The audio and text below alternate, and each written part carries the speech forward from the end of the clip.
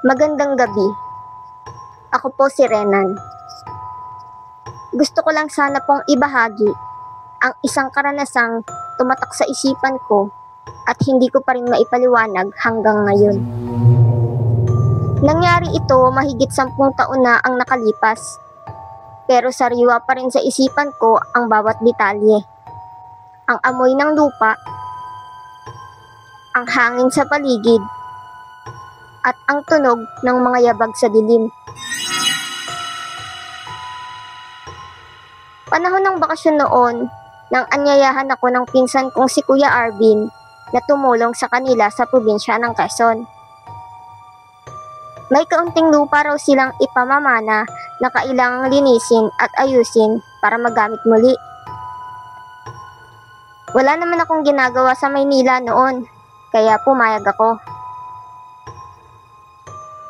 Excited din ako kasi malapit daw sa gubat ang lupang yon. Bagay na bihira sa amin sa syudad. Pagdating ko sa kanilang baryo, sinalubong ako ng katahimikan.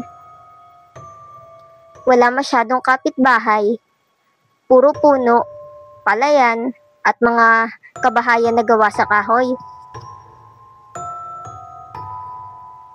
Tahimik ang paligid, pero may kung anong pakiramdam na tila may nanonood sa bawat galaw mo. Hindi ko na lamang ito pinansin. Maaaring dahil lang sa bagong kapaligiran. Kinabukasan, maaga kaming nagtungo sa lupa. Matarik ang daan papunta roon at kailangan pang tumawid sa maliit na ilog. Pagdating namin sa mismong bahagi ng lupa, halatang matagal na itong napabayaan. Balot ng damo, may malalaking ugat ng puno na parang gumapang mula sa ilalim ng lupa. At may isang malaking punso sa gitnang bahagi. Doon ako unang kinilabutan. Ayon kay Kuya Arvin, hindi raw ginagalaw ang punso dahil may sabi-sabi ang matatanda na may bantay iyon.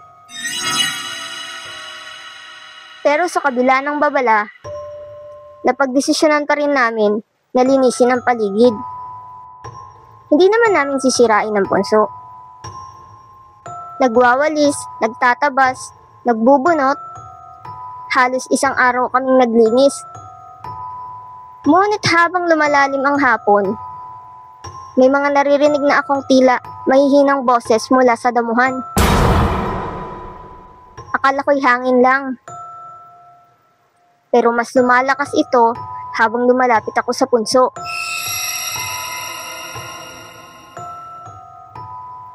Parang may mga bulong, mga paanas na hindi ko maintindihan. Nang lumapit ako para masilip ang paligid, napansin kong may nakaumbok sa mismong paanan ng punso. Parang may takip na tabla. Kulay itim at tinubuan na ng lumot.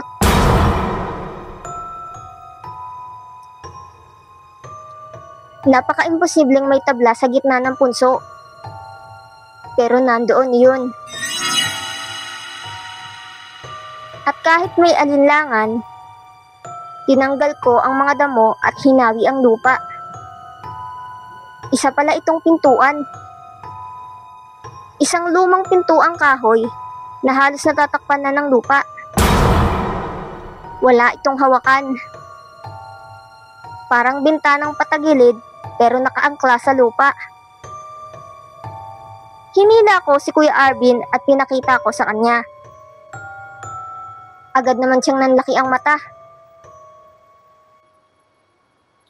Walang ganyan dito noon. Ang sabi niya habang unti-unting umatras.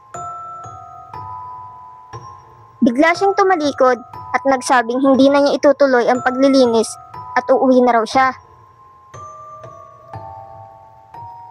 Naiwan ako sa gitna ng damuhan. Pinapanood ang pintuang iyon. Hindi ko alam kung anong nagtulak sa akin, pero may kung anong nag-udyok sa akin na buksan iyon. Gamit ko ang kalaykay, tinulak ko ng dahan-dahan ang tabla. May sumingaw na amoy na parang bulok na kahoy at basa na tela. Nang tuluyan ko itong nabuksan, bumungad sa akin ang isang madilim na lagusan. Parang maliit na hagdan pababa. Gawa sa kahoy, basang-basa ang paligid.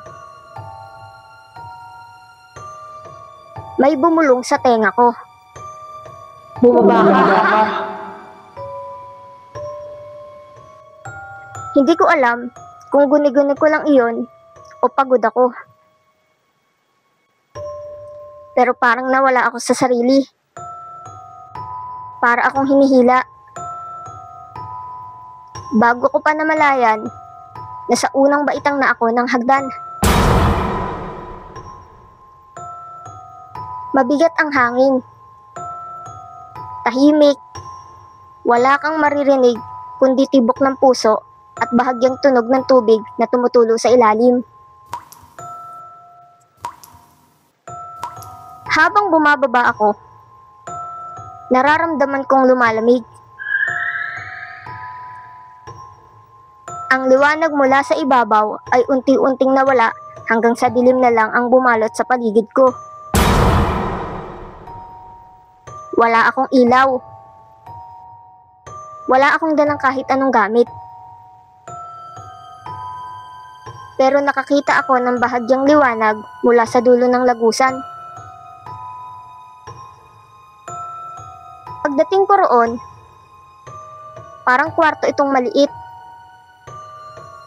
May altar sa gitna, may mga larawang luma, mga kandilang hindi pa naupos. Sa mga sulok ay may mga damit na parang pambata. May bahagyang bakas ng dugo sa isang puting duster. Hindi ako makahinga. Parang may mabigat na nakapatong sa dibdib ko. At doon ko siya nakita. Isang babae.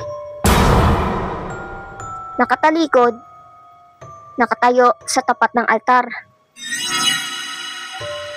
Basa ang buhok, pati ang suot, at nakatungo ang ulo. Dahan-dahan siyang lumingon. Wala siyang muka.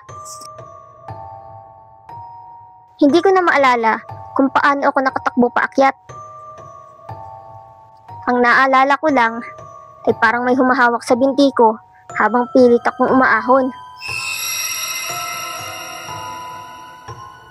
Pagsara ko ng pintuan, muling bumalik ang katahimikan. Nawala ang bulong, nawala ang amoy.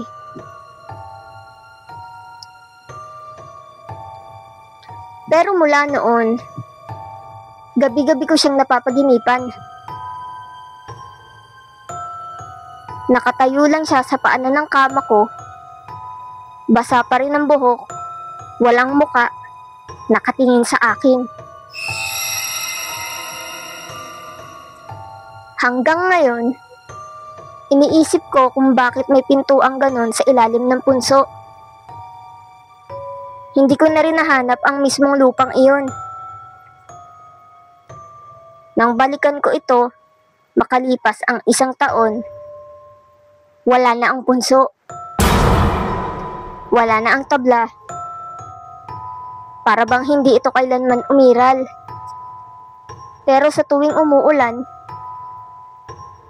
naaamoy ko pa rin ang lumang kahoy at basang duster.